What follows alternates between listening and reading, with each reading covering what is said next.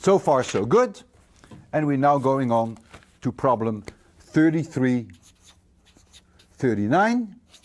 I return to the sun. This is my symbol for the sun, which has a luminosity of 4 times 10 to the 26 watts.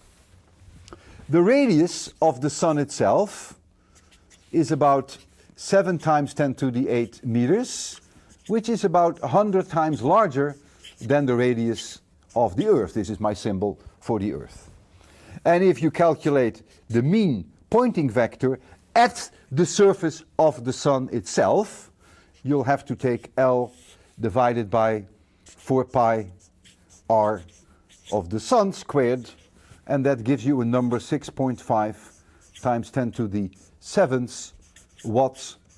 Every square meter coming out of the surface of the sun is 6.5 times 10 to the 7 joules per second.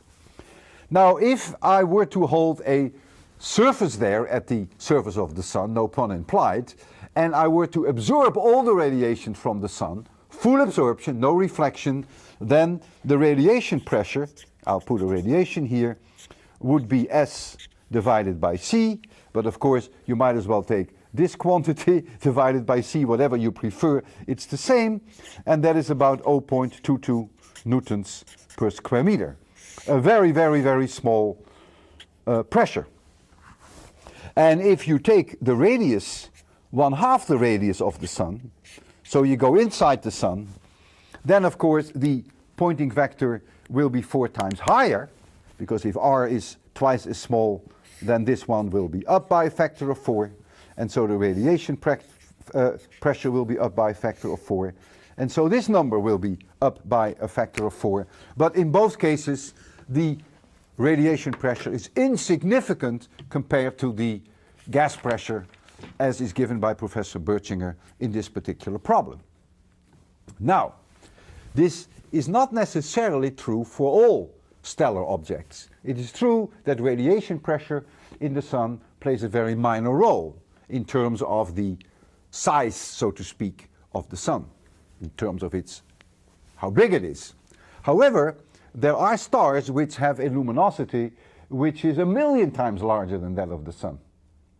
And now the radiation pressure begins to play an enormously important role. In fact, there are stars which are, as I said, 1,000,000 times more luminous, whereby at the top of the star, near the atmosphere of the star, the gravitational attraction balances just the radiation pressure, and so the atmosphere of the star is literally floating on top of the radiation pressure. A nice balance between, on the one hand, gravitational pull inwards and radiation pressure outwards. So this is not important for our sun, it is important for many very luminous stars.